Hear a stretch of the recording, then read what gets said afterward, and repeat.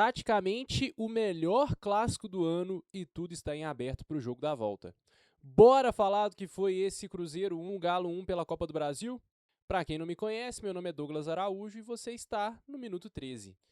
Pois bem, meus amigos, 1-1 no clássico entre Cruzeiro e Atlético, um bom jogo do time do Galo fora de casa, um jogo taticamente muito importante e muito bem executado pela equipe do Barba.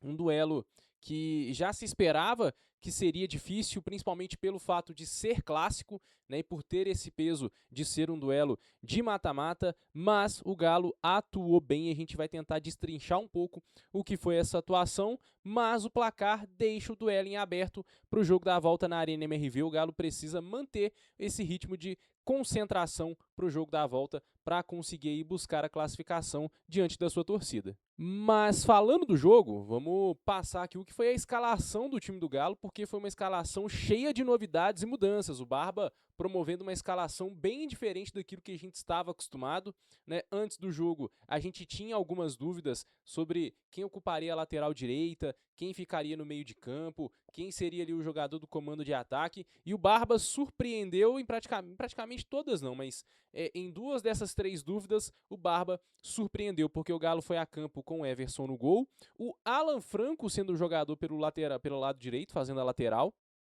Juan e Vitor Hugo, a dupla de zaga, e o Renan Lodge na lateral esquerda. No meio de campo, o Barba promoveu a entrada do Castanho, que nos dois primeiros jogos em que ele atuou já tinha causado uma boa impressão, e ontem mais uma vez uma boa partida do Castanho ali, ajudando na proteção do meio de campo. Ao lado dele, o Maicon, e aí o Bernard, o Coelho e o Fred aparecendo como titular. O Galo não tinha o Vitor Hugo, que estava sendo o titular, né, recorrente dos jogos do Galo. Então, na ausência do Vitor Hugo, o Barba Domingues já promoveu a entrada do Fred, apenas seu segundo jogo e já entrando como titular. Já tinha ritmo de jogo por estar atuando na Turquia, então não foi um problema em questão física ali pro Fred. E o Cassierra lá na frente no comando de ataque. Então, foi esse o time do Galo armado pelo Barba Domingues e uma escalação muito boa, uma escalação que deu uma segurança defensiva muito forte para o time do Galo. A gente vai falar aqui agora do que foi o primeiro tempo, porque foi um primeiro tempo muito pegado, muito ali tático, principalmente defensivamente das duas equipes. Não foi um primeiro tempo de muitas grandes chances. O Cruzeiro, no começo do jogo, até me surpreendeu um pouquinho certas mudanças ali que o Arthur Jorge fez, não em questão de escalação, né? Porque o Cruzeiro foi a campo com aquilo que todo mundo imaginava: o Otávio no gol, o Fagner na lateral direita, Fabrício Bruno e Jonathan Jesus na zaga e o Vidalba na lateral esquerda no lugar do Rojas.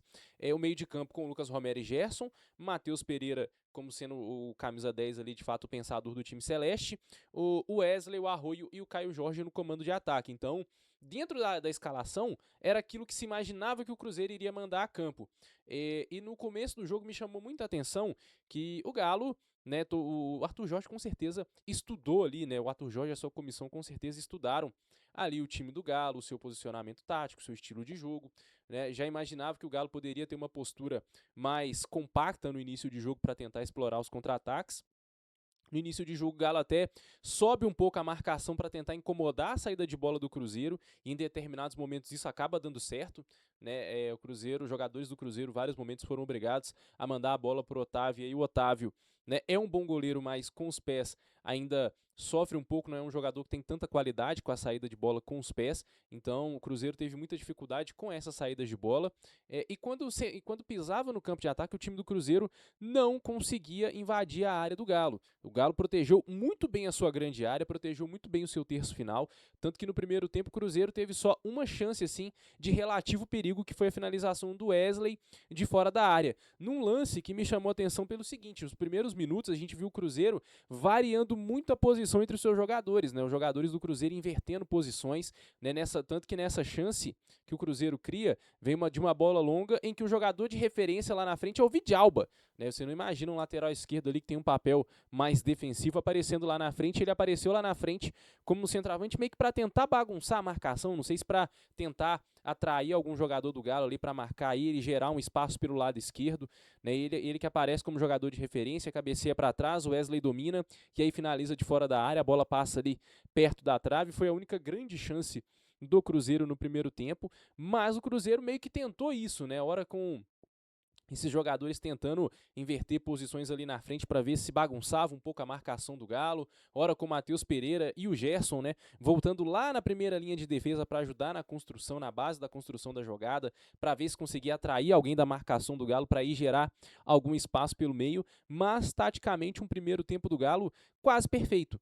Né, foi um time bem compacto, um time que fechou bem as suas linhas de passe, fechou bem ali as marcações. O Cruzeiro não conseguiu pisar muito na área do time do Galo, não conseguiu ali, por mais que chegasse em determinados momentos ali no terço final, o Cruzeiro chegou mais vezes no terço final do que o Galo, mas pisando na área o Cruzeiro não conseguiu, tanto que no jogo inteiro o Cruzeiro só conseguiu 2 finalizações de dentro da área. Né? Então foi um time que encontrou muita dificuldade por conta desse encaixe de marcação do time do Galo. O Galo, por outro lado, no primeiro tempo, foi um primeiro tempo mais equilibrado, 59% de posse de bola para o Cruzeiro e 41% de posse de bola para o Galo. O Galo conseguia trabalhar bem ali a posse de bola, mas as únicas vezes em que o time conseguiu chegar com relativo perigo na área do Cruzeiro foi em bola aérea, né? Em bola parada. 2 vezes com o Bernard, uma numa cobrança de falta que o Vitor Hugo cabeceia em cima do Otávio, e uma outra no escanteio que outra vez o Vitor Hugo, né? Muito bom na bola aérea, o zagueiro Vitor Hugo, ele aparece, cabeceia, só que cabeceia para baixo, a bola quica e aí passa por cima do travessão sem grande perigo ali para o goleiro Otávio. Mas um primeiro tempo bem escasso de grandes chances, muito por mérito dos dois times, muito por mérito da marcação dos dois times. Foi um primeiro tempo bem jogado defensivamente, né, as duas equipes ali com as táticas muito bem definidas e conseguindo fechar bem ali as suas linhas de passe, né, um jogo também de faltas ali pontuais das duas equipes ali, parando o jogo, né, para tentar mitigar ali os ataques adversários. Então foi um primeiro tempo bem escasso de grandes oportunidades, né, mas taticamente bem interessante de se ver, muito pelos encaixes de marcação que as duas equipes tiveram e como souberam executar muito bem. No início do segundo tempo, né, como já é algo que eu tenho criticado algumas vezes aqui com relação ao Galo, os 20 primeiros minutos de jogo do Galo foram bem ruins. Foi para mim ali os piores momentos do Galo no jogo, foram os 20 primeiros minutos do segundo tempo, em que o time mais uma vez, ao meu ver, entrou de certa forma desligado e começou a dar espaços para a equipe do Cruzeiro. O Cruzeiro também voltou de outra forma no início da segunda etapa, voltou bem mais ligado do que aquilo que a gente viu no primeiro tempo. Mas assim, mesmo assim, o time do Cruzeiro seguiu com bastante dificuldade de pisar na área do time do Galo. Então, qual foi a tática do Cruzeiro? Começar a explorar os espaços ali da intermediária para achar uma finalização.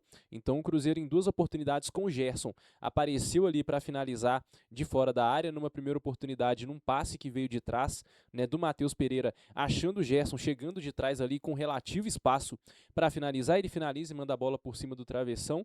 E no segundo lance, numa roubada de bola, né, do próprio Gerson ali em cima do Fred. O Fred foi tentar puxar um contra-ataque, o Gerson faz a roubada de bola, o Fred ficou pedindo falta, chegou até a colocar a mão na bola. O Flávio Rodrigues de Souza, que foi o árbitro de ontem, deu vantagem, o Gerson aproveitou, conduziu mais uma finalização de fora da área. E aí, nesse espaço intermediário, o Cruzeiro começou a encontrar suas oportunidades. Tanto que o gol sai justamente desse espaço, né? Se você for reparar o lance do gol, o Cruzeiro tá trabalhando a bola pelo lado direito, o Bernard tá na marcação do Fabrício Bruno, o Renan Lodge tá ali de olho no Fagner, né, que tá um pouco mais espetado pelo lado direito, e aí o Castanho tá a uma certa distância do Arroio. E aí o Fabrício Bruno vê a movimentação do Matheus Pereira, bem inteligente o Matheus Pereira nesse lance, diga-se de passagem. Né? O Maicon estava ali na marcação do Matheus Pereira e o Vitor Hugo na sobra, né? Mas aí o Fabrício Bruno acha o passe nas costas do Renan Lodge está na marcação do Fagner, e isso gera um espaço ali que o Matheus Pereira explora pelo lado direito. Então o Fabrício Bruno vem e dá um passe em profundidade para o Matheus Pereira. O Matheus Pereira, de maneira inteligente, rola a bola para trás, e aí nessa confusão ali da marcação do Galo, confusão por quê? Né? Porque o Fabrício Bruno dá o passe, o Maicon tá na marcação ali do Matheus Pereira, o Vitor Hugo acompanha ali para fazer a sobra, e o Renan Lodge também vai para acompanhar, para tentar fechar ali a linha de passe do Matheus Pereira. Né, imaginando que ele poderia acionar o Fagner. Né? E aí o Castanho salta para a marcação do Fagner, só que nisso libera o espaço para o Arroio. O Arroio aparece sozinho, o Matheus Pereira dá o passe justamente no Arroio, que tem muito campo, muito espaço, e aí ele domina, ajeita, e aí tem aquela finalização ali, que para mim foi mérito do Arroio. Né? Eu não vejo falha do Everson no lance, muito pela curva que a bola faz. Né? Na finalização do Arroio, o Everson até tenta ali se estica todo, consegue o desvio na bola, mas não o suficiente para evitar o gol. Um bonito gol do Arroio abrindo o placar, aproveitando esse desencaixe na marcação do Galo. O Cruzeiro conseguiu ali manipular bem a marcação da defesa do Galo, aproveitando ali esse espaço da intermediária que acabou acontecendo, e aí o Arroio finalizou a gol, um bonito gol para inaugurar o placar. Só que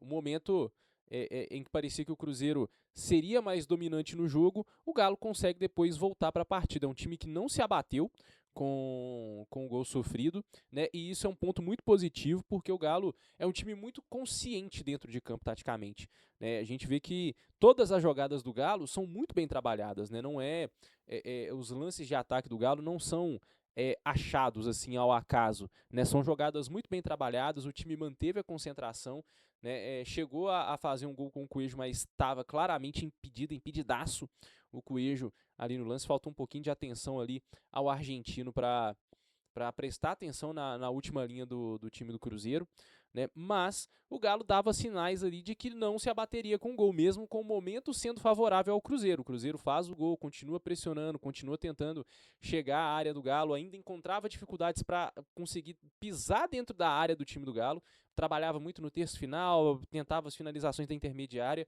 mas o time do Galo ainda assim protegia muito bem.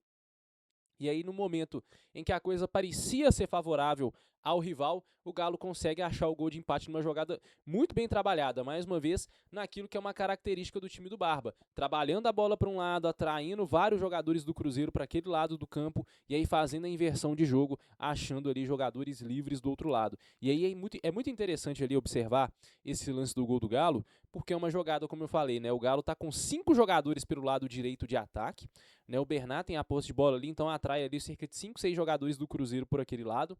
E aí o Coelho aparece livre do outro lado, mas ele aparece livre também muito graças ao Renan Lodge, né? Não só, o Lodge não tem só mérito no gol que ele marcou, mas no posicionamento que ele teve ali dentro da área. Porque se você for pegar o lance ali dos melhores momentos e ver a jogada do gol, você vê que o Bernardo domina a bola, o Renan Lodge aparece dentro da área, e no que ele aparece dentro da área, atrai a marcação do Fagner. O Arroio tá ali também meio que cercando, mas não fazendo aquela marcação muito em cima. Então o Bernardo consegue girar o jogo para a direita, o Coelho recebe, e aí o Arroio vem para cercar o Coelho, né? Porque sabe que o Coelho é um jogador de drible, então, né? Era preciso ter atenção ali ao que o Coelho poderia fazer. O Fagner estava ali atento à bola, o Renan Lodge estava nas costas do Fagner, e aí tinha o Fabrício Bruno na sobra. Acho que para mim ali o vacilo também do Fabrício Bruno, que não ficou ligado na cobertura do Renan Lodge. Então o Renan Lodge teve muito mérito em aproveitar daquele espaço, ele está entre dois marcadores e aí avança ali no espaço vazio. O Coelho, de maneira muito inteligente, dá um passe na medida para o Renan Lodge, e aí é um lance muito interessante que dá para ver assim como o time do Galo sabe aproveitar esses momentos assim de espaços que aparecem dentro da grande área, porque você tem a ultrapassagem do Renan Lodge, mas se o Coelho quisesse também tinha o Bernard livre na meia-lua. Então assim, foi um lance assim de muito mérito ali do time do Galo, aproveitando muito bem ali, manipulando e aproveitando muito bem os espaços ali que a marcação do Cruzeiro dava. E aí o Renan Lodge recebe na linha de fundo, e aí se ele quisesse, ele tinha ou o Cassierra ali se aproximando da pequena área, bem posicionado o Cassierra nesse lance, se aproximando da pequena área, o Castanho também vindo de trás, o Bernard na meia-lua. Então assim, o Renan Lodge tinha várias opções de passe também, acaba finalizando, aproveitando muito ali do vacilo do posicionamento do Otávio, né? Para mim ali o Otávio, o goleiro deles, deixou ali um canto muito aberto, e muito mérito do Renan Lodge, inteligente demais. Depois, no final do jogo, se não me engano, ele dá uma entrevista falando que estudou esse posicionamento do Otávio, então ele dá para ver, então, assim, claramente um lance muito consciente do Renan Lodge, e aí a finalização de muita felicidade dele, achando ali com pouquíssimo ângulo, finalizou, a bola foi morrer no fundo das redes, um golaço, não só pela finalização do Renan Lodge, mas pela maneira como o Galo trabalhou ali a sua jogada e manipulou bem a marcação do time do Cruzeiro, né? E depois o Galo poderia até ter ampliado mais uma vez, tentando se aproveitar desses espaços que o time gerou, né? Que o time conseguiu gerar, aproveitando ali os vãos que a marcação do Cruzeiro deixava, né? O Galo teve mais 2 chances ali praticamente na grande área, uma com a Alaminda, jogadaça pelo lado esquerdo, tabela ali, o Castanho deixa com o Fred, se não me engano era o Fred vai, acha o Alaminda passando nas costas da marcação do time do Cruzeiro, só que aí o Alaminda peca na finalização, chuta muito fraco, e depois no finalzinho do jogo um arremesso lateral pelo lado direito, em que o Borbas ajeita de cabeça, o Cissé ganha da marcação do Romero, mas aí na hora de finalizar chuta muito torto, a bola sai ali completamente sem direção para fora. Mas me chama muita atenção a maneira como o Galo é um time muito consciente na hora de trabalhar suas jogadas. Não é um time afobado, não é um time que acha jogadas ao acaso, não é aquele famoso gol cagado, né, em que o time ataca de qualquer jeito e tenta pressionar de qualquer maneira, finaliza do jeito que dá. É um time que trabalha bem as suas jogadas no campo de ataque, é um time que consegue manipular bem a marcação do adversário e encontrar espaços para finalizar. Às vezes falta qualidade na hora de finalizar, mas é um time que encontra esses espaços de maneira consciente e trabalha muito bem quando tem a posse de bola. Então, é muito mérito do trabalho do Eduardo Domingues, que encaixou um time, encaixou um jeito de jogar, e os jogadores conseguem corresponder a esse estilo de jogo do Eduardo Domingues. Defensivamente, partidaça do time do Galo. Ofensivamente, o time também foi muito bem, mesmo não tendo tanto a posse de bola mais uma vez. Pisou mais na área, não, finalizou mais vezes dentro da área do que o adversário. Foram 8 finalizações dentro da área contra apenas 2 do time do Cruzeiro, então mostra como o time do Galo conseguiu ser eficiente quando tinha a posse de bola para chegar ao campo de ataque. Falta um pouco mais de capricho na hora da finalização, falta um pouco mais de qualidade na hora de definir e concluir as jogadas. Mas é um jogo que dá uma esperança para o time do Galo, não só para o duelo de volta na Copa do Brasil, mas para a sequência da temporada, porque mostra uma evolução do time do Galo sob o comando do Eduardo Domingues. Apesar das limitações de elenco que ele tem, né, tanto na questão da zaga quanto na questão do ataque, mas apesar disso ele tem passado por cima desses problemas e conseguido montar um time muito sólido e que corresponde bem às suas ideias de jogo dentro de campo. E para não deixar passar batido, uma partidaça do Vitão. Entrou numa fogueira, tendo que substituir o Juan, que graças a Deus ali não aconteceu nada de grave, poderia ter acontecido algo muito sério pela maneira como ele caiu no lance ali do Caio Jorge completamente desleal no lance ali, a maneira como ele acabou entrando ali em cima do Juan. Graças a Deus não aconteceu nada sério com o zagueiro, né? Mas o Vitão entra no jogo numa fogueira, né, para um zagueiro jovem, apenas 18 anos, entrar nessa fogueira, num clássico importante como esse, e cumprir o papel que ele cumpriu. Ele foi muito bem, interceptou várias jogadas, foi muito bem no seu papel ali na marcação, nos passes também, uma partidaça ali, uma boa credencial, que ele dá uma boa impressão, que ele causa mais uma vez. Contra o Internacional já tinha ido bem, né, teve ali alguns momentos que parecia que ele estava meio nervoso no jogo de sábado, mas hoje um jogo bem maduro do Vitão, fez o simples, não brincou, mostrou ali que tá pronto sim para ajudar no time profissional. Claro que é um menino novo, 18 anos, tem que ter tempo, tem que ter paciência, né, tem que saber colocar ele aos poucos ali, mas diante da fogueira que ele entrou e daquilo que ele demonstrou, uma senhora partida do menino Vitão, 18 anos, correspondeu muito bem ali e ajudou muito o sistema defensivo do Galo durante o jogo. Claro que também o fator do time do Galo estar bem defensivamente, apesar dos pesares, né, apesar dessa questão que a gente falou de limitação de jogadores, de peças ali na defesa, o fato também do time do Galo estar bem compactado ali e ter uma linha de marcação com o Castanho e o Maicon também, e o Alan Franco ajudando muito ali, ajudou muito também. Então, assim, mais individualmente, uma boa atuação, uma ótima atuação do Vitão, correspondeu muito bem dentro de um jogo muito difícil. Né? Antes que eu me esqueça também, né? Vale lembrar, o Barba Domingues chegou a 12 jogos de invencibilidade pelo Galo. Igualou o desempenho de Gabriel Milito ali no início do trabalho dele em 2024. Só que o Barba consegue chegar a 12 jogos aí tendo uma sequência muito mais dura do que o Gabriel Milito, porque o Milito teve a final do Campeonato Mineiro, a primeira fase da Libertadores e as primeiras rodadas ali do Campeonato Brasileiro nessa sequência de invencibilidade, e com um time muito melhor do que o de 2026. Né, não tirando o mérito do Gabriel Milito, que de fato teve mérito ali naquela sequência de 12 jogos. Mas o Barba consegue essa sequência tendo no meio confrontos de Sul-Americana, Copa do Brasil e duelos difíceis pelo Campeonato Brasileiro. Então, e tendo o elenco inferior ao de 2024. Então, o Barba tem muito mérito nessa sequência, né? O Galo segue aí sem perder, né, nesse pós-Copa aí, e também, né, antes da Copa ali teve jogos ali que ajudaram nessa sequência de invencibilidade. Então, muito mérito do Barba Domingues aí fazendo com que o time consiga manter uma boa sequência de jogos sem perder e jogando um bom futebol consistente e eficaz. Pois bem, né, meus amigos? Do mais, terça que vem o jogo da volta na Arena MRV, tudo em aberto, novo empate independente do placar leva a decisão para os pênaltis, mas antes disso, no sábado, o Galo tem o Campeonato Brasileiro, duelo contra o Vitória na Arena MRV, mais um jogo aí importante, o Galo se vencer encosta ali cada vez mais no pelotão de frente ali que está brigando por uma vaga na Libertadores, então vencer em casa é fundamental, esperar para ver qual que vai ser o time que o Barba vai mandar a campo, será que ele vai mesclar mais uma vez o time igual fez contra o Internacional, vai mandar força máxima aproveitando nessa sequência de 3 jogos seguidos em casa não, em BH, né? Vamos ver aí o que o Barba pensa e eu quero saber de você. Para o sábado contra o Vitória, você colocaria um time alternativo, igual foi no sábado contra o Internacional? Colocaria aí o time titular, o time completo no sábado para encarar o Vitória e tentar ali uma vitória para brigar de vez ali, entrar de vez na briga pelo grupo ali dos 5 primeiros colocados do Brasileirão? Diz aí nos comentários e no mais, meu povo, não se esqueça, deixa o seu like, curta, compartilhe, se inscreva no canal, vem com a gente, ajude esse projeto a crescer, porque aqui a gente fala de Galo sempre e mais uma vez aí felizes com mais uma boa atuação, desempenho do Galo pós-Copa do Mundo, tá uma coisa maravilhosa e esperamos aí que a gente possa sair presenteado com uma classificação para a semifinal da Copa do Brasil. Meu povo, no mais, um abraço a vocês e até a próxima.